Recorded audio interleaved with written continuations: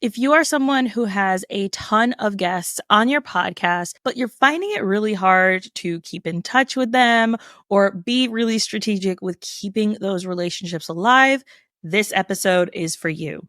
Our guest, Reena, is sharing how she has taken the years of podcasting and connecting and collaborating and takes it a step further. I consider Reena to be a super connector.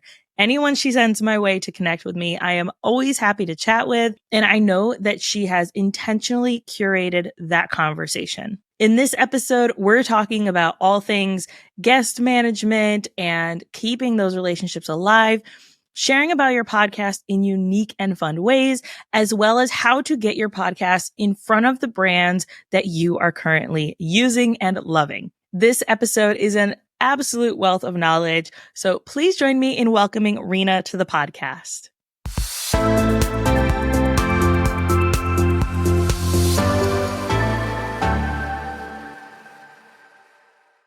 Hello, Reena. I am so excited to have you on the Listeners Leads podcast. And if you could just start by telling everyone who you are, what you do, and about your show. Thank you so much for having me. I am so excited to deepen this friendship even more. I am the host of the Better Call Daddy show. I am a former reality TV show producer turned podcast host. I have a podcast with my dad where I interview guests, share them with my dad, and then he weighs in with his intergenerational perspective. We up our wisdom rating together by all of the guests that we have. And it has led to business, which is something that I want to share, all of the ways in which we have figured that out. So you've hit 350 episodes, more than that by the time this has gone live. So consistency, right, is something that we preach and talk about constantly on the show. And I know that can be really hard. Is there any way that you are approach your podcast and your content and these conversations in a way that doesn't allow you to feel burnt out and get to over 350 episodes? Great question. In the beginning, I was releasing 3 episodes a week, which was crazy. And then I cut back to 2 a week and then 1 a week because as clients started to come, I started to put my clients in front of my own release schedule.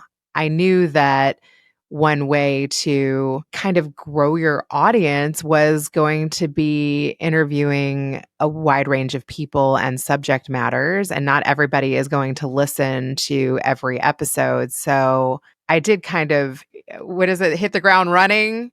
Mm-hmm. But then I started really looking at which titles were resonating with people, which subjects were resonating with people, which guests were resonating with people. So I feel like I got strategic later. I didn't even so much meet with coaches. I did interview people who had been doing it longer than me, and you get ideas from that. But a lot of how I operate in life and in business is just scrappy. Yeah. I love that though, right? So often people, and myself included, tend to approach things overthinking them. And yes, the market research is important. Yes, getting that information is important. Sometimes you just got to kick yourself in the butt and say, do the thing, right? So I love that you were scrappy about it. And you still have that with the way that you're able to get partnerships and get relationships and connect with people. And I've found that the way that you connect with people and connect people with other people, you are a super connector. That's what I would kind of classify you as, is a super connector, because you know so many people, but you don't just know them. Okay, one touch point, moving on, right? So all of these people that you've interviewed, you keep that relationship alive. You keep those connections alive in a way that I know that if you send someone my way, there's someone I'm going to want to talk to. Because I know that you're very careful in how you curate those relationships, whether it's to keep you top of mind for them or to make those connections and have that reciprocity come your way. How do you go about, especially in a world with, I saw someone post, side note, saw someone post recently where they posted something on social media, and there were 5 or 6 comments on this post, and every single one was a ChatGPT generated response to this content and was almost identical. Maybe 1 or 2 words were changed. And there were 5 of them in a row. It was How do you, in a world where a lot of people are taking those shortcuts, really create Yeah, genuine connections? that's such a great question. Look, AI is a great tool that needs work still, and it definitely needs personalization. I mean, the language that ChatGPT uses is so noticeable. Like, delve into this thought provoking episode. You see all the emojis, and you have to take a lot of that out. Does it give you a summary of the subjects that you discuss? Yes. But beyond that, you need to add your own flair. And it's the same thing with relationships. You don't want to sound like a robot. Great episode. So excited about this. Thought provoking episode. Best interview yet. You have to add personalization. One thing that I do that I have found to be really useful is like if I go to an event, every person that I connected with at that event that I connected with on LinkedIn or whatever other social media, I'll say, I loved meeting you at the OGGN media booth, or I loved meeting you at the Cup of Joey event. So, one, I have it as a reference of where we connected and the day we connected and who else was in that circle and what were we talking about. It's almost like note taking, and it Mm-hmm. documents the things that you need to remember when you reconnect. And, recently I was shouted out on podcasting morning chat by a guy, Walter Gaynor, who I had done a LinkedIn audio room with him a couple years prior. And there was another podcaster in there, Chris Ward Jr. And so when Walter shouted me out on this podcasting morning chat podcast, I clipped that out. I sent it to the new podcast that I had never even heard of. So this is like your name being mentioned in a room you're not in. Mm-hmm. It connects you with another podcaster. It got me back in touch with Walter, who I already love and have collaborated with multiple times. And I was like, hey, Chris, remember when me, you, and Walter did those LinkedIn audio rooms a couple years ago? Man, he's still checking out my podcast and shouting me out. How cool is that? Chris loved it. Walter loved it. Walter even said he was going to use that in a presentation that I gave him that clip. So I created content for Walter, created new content for that podcast that I now want to connect to. And I created content for myself. So Mm-hmm. that's a really specific example. And then I had this other content creator on, Reese Quibble. I had her on to talk about leaving Scientology. And then after that episode like blew up, I mean, it was one of my most listened to on YouTube episodes ever. So I went to a couple of her lives, and then me showing up in her live to like interact with all those new subscribers that followed, Reese to my channel, it literally doubled my number of subscribers that one episode. It was crazy. So I started going to her lives and engaging with her content because I like her and Yeah. her people liked our episode together. So I wanted to engage with all these new people. So then Reese explained what the Better Call Daddy show was to her followers because one of her followers asked, was my dad live on the interview? And she was like, no. And he didn't look exactly what I thought he'd look like. She's like, he was adorable though. And I just loved what he said. And so she broke down the format of my show to her audience. So I clipped that out, made that a short, sent it to her, and posted it everywhere. So I think shout outs and being a part of people's audiences that you've connected to is a really good way to get leads, grow your community, deepen your connections, and create better content. Is there a way that you are going about tracking this, right? So I'm thinking like if people want to be strategic, and like I'm not the kind of person where I will keep those types of connections unless I have an intention to potentially work with them, collaborate with them, or connect with them, right? There's a very fine line in that that list. But I recently reconnected with someone I've been following for the last 8 years. We've been in the online space for about the same amount of time. And I saw that she, like, every time she goes live on Facebook, it comes up in my feed. And I was like, oh man, I haven't seen her in a while. Let me hop on this live. And then the last 3 Mondays in a row, I'm reconnecting with her. I don't know that it would ever really come of anything, but like I've worked with her before. she uses this content in a really strategic way. Ooh, I feel like she would be a good guest for my show. I need to have her on my podcast. And like, there's ways that I like to go about like, oh, this person popped up. Cool. But we can't always rely on the algorithm gods to give us the right people or the people that we want to be connected with. So is there a way that you kind of like keep track of this, or? There's a lot of ways in which I try to keep track of it. One is I have a Facebook group. It's a private Facebook group. So anybody who's been on my podcast, I try to at least send them an invitation to that. It's free. I a lot of times ask my audience questions about different subject matters that I'm thinking of covering or just things I'm experiencing in my own journey. So I bounce ideas off of my audience quite frequently in there. And then I also share my podcast episodes there. So I have close to 800 people in Business Laughs and LinkedIn. I call it that because I feel like you need to laugh in business in order to have fun and enjoy it. Yes. So it doesn't match my podcast name, but that really is, I would say, where my podcasting community hangs out with me after the show. And I've had that for about 4 years. I actually got that idea from working with a couple of other influencers and seeing that you get a lot of engagement in your own private Facebook group, especially if you post in there, 3 or 4 times a week. And not too many people have left. I feel like that's kind of my core group of people. So that's one way. And like you said, how hard is it to subscribe to people's podcasts, subscribe to their feeds? When I send people after we have a podcast together, a link to the Apple and a link to the Spotify, I do try to say, hey, subscribe to me in all the places. Subscribe to me on YouTube, subscribe to me on Spotify, Apple, because it keeps us in touch. It keeps us aware of the subjects that we're covering, the guests that we're covering. Is there anybody that I can send you that I'm currently connected to? So that's another way. I would say subscribe, participate, go to people's private Facebook group. Another thing is I try to subscribe to people's newsletters. So I know if you're doing a free event that I might be able to tell somebody about, or, I might learn something new from you. I actually subscribe to many people's newsletters that have been on my show. Sometimes I do unsubscribe if I don't find the information useful or if it's too much or my inbox is getting clogged. But I do think that that is a really good way to know what people are up to and what they care about and how you might be able to support them or collaborate with them further.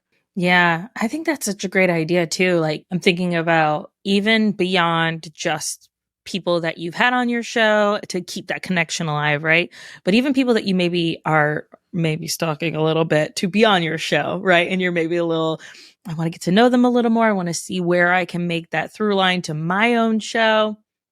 Yeah. Speaking of, we did a Instagram live recently where we were talking about having that through line in shows and making sure that we're really strategic with our podcasts. And yours is the Better Call Daddy show, right? And so, but you're interviewing such a wide range of people. How do you keep that theme kind of going throughout the show? You mentioned, some people are going to be interested in certain topics. Some people are not going to be interested in others. And I think that awareness helps a lot, right? Especially when you have an interview style show. Some people are there for you. They want to hear everything you have to say, but there are others where they're like, no, I liked that person. I'm going to listen to a few others, moving on. And you have to kind of be aware of that when you're looking at your numbers. But how do you keep that kind of theme going with a broader topic? Yeah, I one of these brands that I'm doing a campaign with right now, Headliner, which they make audiograms through AI, which is another way that you can repurpose content. And I truthfully love the founders. They're very down to earth and very approachable, and you can reach them. And I had signed up for their newsletter and I saw that they featured different podcasts, and I reached out to them and was like, hey, how do I become one of those podcasts that you feature? Or are they running new beta programs where they're looking for podcasters to test new widgets, right? How can you fit into how they're trying to grow as well? And can you have a conversation with one of those founders? So I recently reached out and I was like, I love your brand. I love working with you guys. I have seen results in using your tool. Does anybody have a daddy story? Can I interview one of the founders? Yeah. Like, have any of you all worked for your dad? Have any life lessons that are tying into what you're doing now? That's the through line. Hey, I'd love to interview you, but is there one of your founders, one of your marketing people, anyone on your team that has a daddy story and can talk about your brand, how it was founded and how you've grown it to millions of users and how you've come up on your 6-year anniversary. Like, know where they're at. Yeah. Yeah, I love that. And you're able to tie in relationships that you want to make, right? So I think that's where, yes, you can have fun with your podcast, you can follow your curiosity, but you also have to be strategic, right? So I think it's this weighing and balancing of, wow, that interview was a little dry. Now I know what not to do. Okay, this person was a little different energy than me. Maybe their values aren't aligned with me. Okay, cool, we'll let that air. Moving on. We're going to do these things a little differently. When it comes to like sourcing, and we were talking recently about how many episodes you have batched out and planned out and like trying to fit people in. Oh, this theme sounds really good, so let's stick with this theme, or maybe I need to move some people around. But you've planned all those episodes out, you've recorded all those episodes already, and so you have that room, that flexibility. Did you feel like you had that kind of set up at the beginning where you were able to batch that out? Oh my God, no. In the beginning, I was just so excited to have conversations. I got so overwhelmed with the number of conversations that I recorded. And to be honest, some of them got lost in the mix, even. Mm. And also in the beginning, I didn't know my format. I didn't have the daddy through line. I didn't let people ask my dad questions. It's become more formatted where I really want the daddy piece in there. That didn't even exist at the beginning. In the beginning, I was just connecting with people I liked. And another thing in the beginning, too, is I thought interview people who may be potential clients, people that I had done business with before. Those don't always make the best guests. Some people Sadly actually true. need coaching before telling their story. Yeah. And I learned that too. And that was even something that I decided to offer some people. Mm. You know, some people think just because they're successful in business that they're ready for Joe Rogan and have literally asked me, like, hey, you had a guest that was on Joe Rogan. I was like, yeah, 2 years before. And she has gotten really good at telling her story well to get there. She had met with Joe Rogan 1.5 years before he reached back out to her. And she's done a lot of public speaking and gotten a lot of coaching and a lot of practice before she got there. Yeah. So back to the messy and figuring things out. Yeah, in the beginning, I wasn't as strategic. And I think a lot of business owners might think, hey, this would be a great way to have conversations with clients and show people what I do in business. But I definitely think if that is your intent, that you need to maybe map it out. Like, what are those conversations going to look like and how are they going to add value to your audience?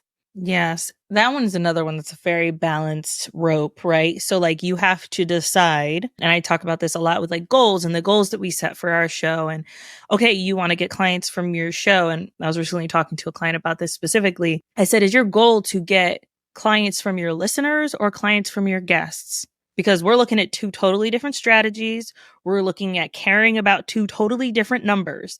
Is it the download numbers and the conversions, or is it the conversations and the conversions? Those are different numbers. You're going to need a lot more listeners to get those listeners to turn into leads versus the guests. But you have to decide which one you want to go with. And at that point, it doesn't always matter what the content's about. If you are turning those guests into collaborators, connectors, conversions. But if your goal is the listeners, then you need to have the right kinds of experts on. You need to be doing more solo episodes to showcase your expertise to push those listeners into leads. And you're going to need to bump up those listener numbers. So here's where you focus on getting those download numbers, getting on other podcasts, connecting with them on social media, actually making real connections instead of just being like, new episode, okay, bye. Like those are two totally different strategies, but I don't think people realize that when they're like, yes, I want to get leads from my podcast. And it's like, okay, cool. That's awesome. Let's talk strategy. You got to pick one and you can't be focused on both. Otherwise you're spreading yourself too thin. That's such a good differentiation. Do you want to get leads from who you're interviewing or the people that are listening? I think that is something to really think about because that should guide your conversation. Yeah, That's you would ask such a good completely different point. questions. Yes.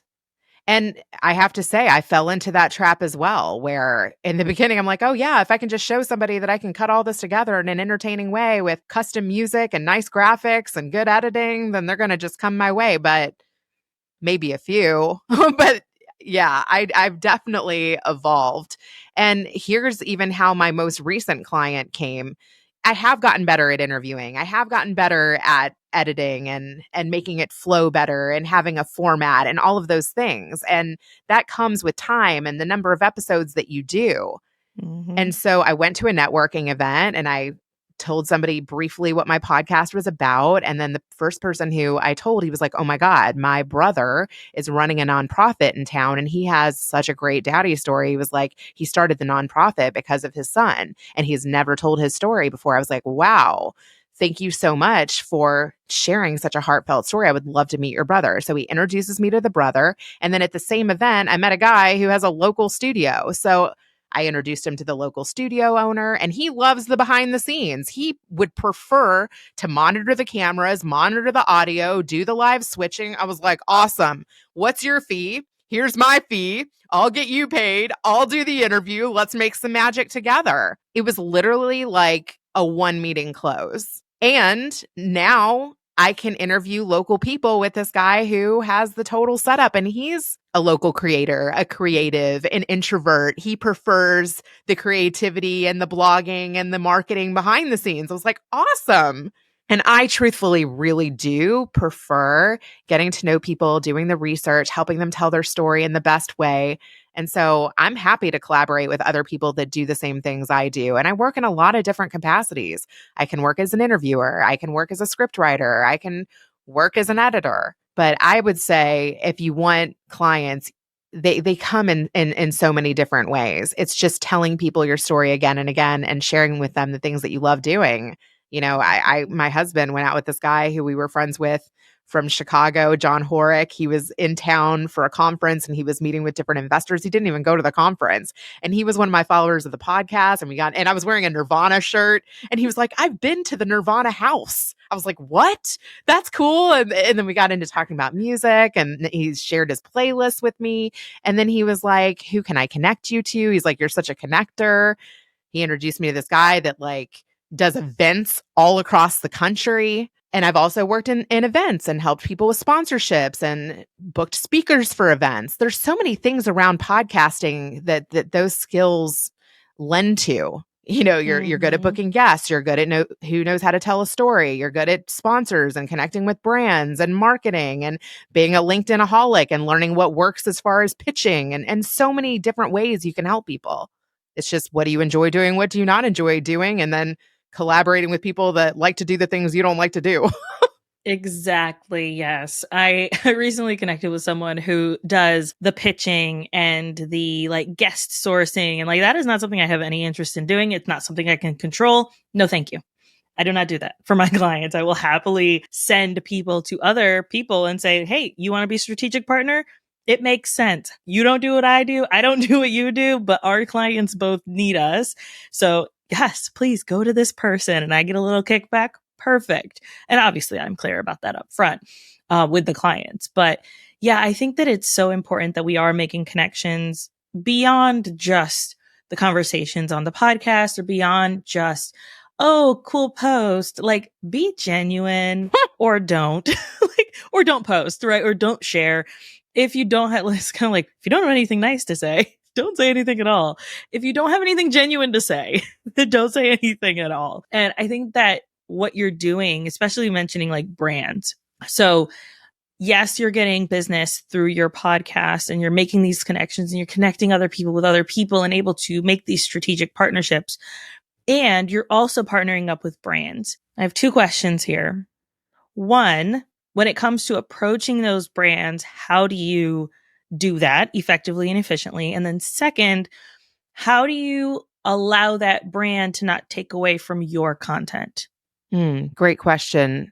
Sometimes I am actually reached out to by new tools and brands. They're like, hey, I'm working on this new tool for the podcasting community. Do you have 10 minutes? And I'm always looking for better tools and better ways of doing things. So I will spend 10 minutes and try out new tools. And if it works for me easily and they're willing to explain it and take the time to introduce it to me, I've actually met a lot of tools like that. I think that's how I even found Cast Magic, or maybe I saw them posting on LinkedIn or something, and then I reached out and asked for a demo. So I would say if somebody approaches you and asks you to demo something and they want to show you how it works, see if it's better than what you're currently doing. Mm-hmm. And also ask other podcasters like how they're making their clips if you like what they look like. Say, are you using an AI tool? People ask me all the time, like, what do you use to record? What do you use to make your clips? Oh, that clip looked different. Which software or website did you go to make that? So some of the brands that I've done that with, we mentioned Headliner app earlier. I think Mm-hmm. Braid It had reached out to me. I did a demo with them. Again, loved the founder, Michael Abramowitz, super down to earth. I tried it and then I wasn't really able to do it on my own. So I reached back out to him. I was like, hey, can we make a few of these together? And basically, the Braided app allows you to ask your audience a question, and then they can respond by just scanning a QR code, either on your computer or on your phone, and they can just respond to it. So I just did one like, what's your daddy story? Or, what's your relationship like with your dad? Or are you good at apologizing? They can be super general. And then it strings together all of these responses. You can add branding to it. It's fun. It's just another way to interact. And I'm constantly prompting my Facebook group anyway. So I could take some of my most engaged Facebook prompts and just, repurpose them through the Braided app Mm-hmm. and have a new way to present the same information with some of my most engaged posts there. So I tried that one. And then he was even willing to get on my calendar every couple weeks to see what podcasters I'm connecting to that might be open to trying his tool. And I think if something is a good resource and the founder is cool, like trying to actually meet with creators and satisfy their needs, you want to connect with those types of people because it can be win-win. Not Yeah. only can they give you access to their tools, they might give you an affiliate code, and you have another relationship with somebody who's in your space that's trying to improve the space. So why wouldn't you want to have relationships with those types of people? Yeah, you connected me with him, and I'm actually going to have him on my show talking about ways that people can use this tool. And I'm even thinking, like, this is for future reference when you guys listen to that episode. Like, if you are someone who hosts events, then having some QR code of like, what are you thinking about the event? String that together, use it as promo on the podcast before your next event, or use it as Yeah. social, content for your next event. Like, there's so many different ways that you can use these tools. And when it's from people who genuinely care about the industry, it makes it 1,000 times better. So you mentioned that a lot of brands like come to you. What about the ones where you're like, oh man, I'd really like to work with you? How do you go about that? Well, one, I was using Namecheap to host my website. And so I signed up for their newsletter. And I think once a year, they make over different entrepreneurs' websites. So I entered a contest and got picked. And they made my Better Call Daddy site like so much more usable. I wanted to have a blog and I wanted to have a section where the people who had interviewed me, I could put all of those podcasts on my website. So I have a feature section of everybody who's featured me. And then all of the episodes of my podcast, I could individually have a page for.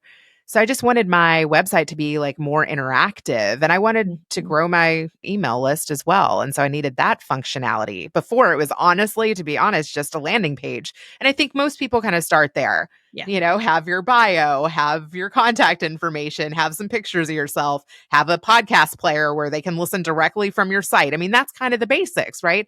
That's how I started with my own company page. That's how I started with my own website. But I wanted it to be more involved. And so then after I won that contest and I loved the website that they helped me build, I mean, I got to work with copywriters and branding specialists and the founders, and it was really cool. It was a great experience. I was like, can we do an Instagram live where you even help me come up with the questions that you guys are most frequently asked and put me on with somebody from your marketing team and I can introduce my audience to what Namecheap does and how their team works.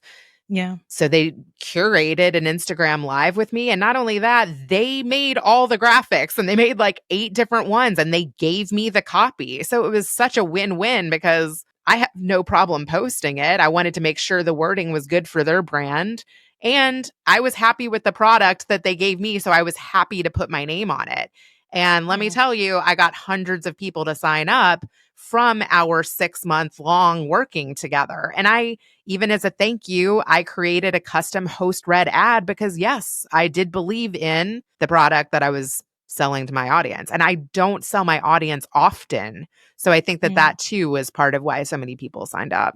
Yeah. And especially in a day where like there's so many tools out there, right? And ways to do things. So think a website and hosting websites. There's so many tools that we could possibly use, but to have one from someone that you trust, I think it was 70%. Now don't quote me on this because I don't have this number in front of me, but I know it's more than 50% of people who hear an ad on a podcast are more likely to buy because they trust the host than if they were to see an ad on TV. Take with that what you will. So if there's a brand that you want to partner with, find that actual stat, please. Don't just quote me. Find the actual stat and share that with a brand because so many brands are going to be pushing into podcasting, especially as we see this dwindle of social media marketing and people not really wanting to be on social media as much because of the rise of AI. Podcasts are a great way for brands to bring awareness to what they're doing, to their industry outside of their normal marketing. And it's such now that most people know what a podcast is, if you look at like 2015, when I first started listening, most people didn't know what a podcast was, but everyone knows at this point what a podcast is. And so if you're going to those smaller brands, the ones that you're using that you love, you can say, hey, look, these are the stats. You can find them very easily. These are the stats on host read ads. I love your product. I've been using your product for years. Is there something we can do together? Is there a partnership that we can create? Do you have an affiliate program? I would love to feature you. Or maybe you have dynamic content that can go through all of your past episodes and they can be featured that way. You can get a little more money that way, right? So there's lots of different ways, especially if it's a win for you. It's a product that you love and you know your audience is going to love it and use it as well. Why not? You honestly have nothing to lose. I remember every time growing up, it was always like, should I ask my mom this question? Should I ask my mom? And it's like, the answer's already no. It's always no, unless I ask. So it's either going to stay a no, which is fine, or it might be a yes. So reach out to these brands, actually put in the effort, make that connection and see what happens. I think it's worth it. Yeah. Every brand that you use, I think you should try to ask and see if there's an affiliate program or a way that you can partner. And I even saw that Podbean was doing featured podcasts, and I'd been using Podbean since the very beginning. So I don't even put it in my show notes enough. Like, hey, I have the unlimited number of hours with Podbean. If you want unlimited too, here's the link. And you can put that in your show notes. I do it with Cast Magic because I use them. Cast Magic is a way to literally take your recording, drag it over into Cast Magic. It transcribes the whole thing. It helps you come up with titles. That's mainly what I use it for. I mean, it has a lot more that you can do. It has a magic chat feature where you could say, hey, create a 200-word SEO optimized blog post from this audio, and it will do that. And there's a Slack community where you can see the best prompts that other people are using. But again, it helps you come up with TikTok reel ideas, YouTube posts, LinkedIn newsletter. And I think you can do the same thing with Swell AI. I test all the tools that do the same thing. Same thing as video.ai is Opus Clips. There's lots of these AI clip tools, but I signed up for both of their newsletters. I always am looking out, like, do these brands feature podcasts? Because if you can get in front of their email subscribers, that's a great way to get more listens and be a part of their community. Yeah, absolutely. I have tried, people are always like, hey, did you try this new tool? Did you try this new tool? With the number of podcast episodes that we are producing, most of these tools don't make any sense for us because of the number of hours that we would need in order to create, like, for their program. Most of them, they're built for the individual podcaster, not the person who's pushing out 3,000 hours or 3,000 minutes of audio every month. So I love them for individual podcasters, especially if you're looking for something specific. We're using tools like Otter AI, which is $30 a month, and you can use the same prompts. It Mm-hmm. will transcribe everything. And they're okay with their transcriptions, but you can say, write an 800, word blog post on this. Give me some SEO friendly titles for this. Give me some hashtags that would work for this conversation that you can then use in all these different ways. So find a tool that works for you, one that you like, that you enjoy. And then even if you just add it in your show notes as a my frequently used tools, here it is, and then have it Yep. redirect with your referral link. It could be that simple. So yeah, there's so many different ways that we can partner up with these brands. And you're even giving me some ideas on some things that I could do more strategically with my own, because we use so many tools. Good. I have one other one. Prior to me even launching my show, I was working for an influencer in the D2C space. He was doing events in New York and California, and I was helping him with some sponsors. And one of the speakers that I helped book for his event was a VP at Manscaped. And so I was very familiar with their brand, and it was a controversial brand and the messaging. And I said, hey, I'm getting ready to launch a podcast, and I've worked for a bunch of influencers now, and I kind of know how to grow an audience. And here's some of the guests that I have in mind. And here's some of the yeses that I've gotten. Would you like to be my first sponsor? Which people like to be the first. People like to Mm-hmm. be the exclusive. And hey, once I grow this thing, my prices are going to be a lot higher. Would you like to sponsor me for the launch? And they said yes. So Manscaped was my first sponsor. And then when you have a sponsor and you're launching, that is appealing to other sponsors because they're like, how did you get that sponsor? And Mm-hmm. then you can raise your prices because if you have a sponsor and other people are interested, you have negotiation power. And Yeah. and also another thing that I learned was you don't have to make them baked into your episode. They can be dynamic, which means they can just run for a certain amount of time. You can place them in the front, you can place them in the middle, you can place them at the end. And all of that too is negotiable. Yes. So Yeah. it doesn't have to always be based upon impressions. It can be, hey, my dad will make a video like wearing your Manscaped shirt, or hey, my dad will put on your Manscaped underwear, or hey, I'll get my husband to wear the underwear too, or hey, I'll have him talk about the shaver and that he tried it in order to put this on our show. Yeah. There's different ways that it can be win-win for both the creator and the brand. And I think that you should have conversations around that to test that out. Yes, absolutely. Be open, right? To ideas, to your curiosity. If brands give pushback, then you can always point to other things that other people have done and how they've been super strategic with it. And the dynamic content is such a win. And I don't know why a lot of people don't use it because, especially when it comes to brands, you can say this is going on not just so in the olden days, let's say that like 3 years ago, when there wasn't a lot of dynamic content, you were only able to keep it in there. And then if you wanted to take it out, you had to actually take the episode, re-edit it, and then re-upload it to take that ad out. Now it Yep. dynamically goes in to all of your episodes, and it can, or you can choose which episodes it goes into. So when it comes to speaking to brands about that, you can say, yes, I'm at 150 episodes. Yes, I'm at 350 episodes. You're not just getting the next 8 episodes over the next 2 months. You're getting my entire backlog. So no matter where someone listens to my podcast, no matter what episodes they're listening to, they are getting fed your ad. That is even more of a win. And you can sell that for a lot higher than, oh, you're just getting these 8 episodes over the next 2 months. Yes, exactly. That's a really great way of explaining it. Yeah. People don't And understand. I've had other podcasters reach out to me that are getting ready to launch new shows and they have huge audiences and they're like, "Hey, do you want to do a swap 50,000 impressions for 50,000 impressions?" I was like, "Yeah, cool, as long as you're okay with how long that takes me because depending on the guest or depending on if I'm being promoted by a brand or depending on if I'm doing a campaign or if I have an event, Yep. your numbers go up and down." So I've done that. Actually, that's part of how I secured Jerry Springer is I had reached out to his publicist multiple times. I'd gotten a yes, I'd gotten a no. And then I had a reality star reach out to me and she was getting ready to launch a second show. Kale Lowry, shout her out. And I reached back out to the publicist and I was like, hey, Kale wants to do a swap with me. If Jerry wants to do the show, now would be the time. And then I reached out to her and was like, hey, if we're going to do this swap, let's do it around when I air Jerry. So I made those things sync up so that they could both get the most bang for their buck. Yeah, absolutely.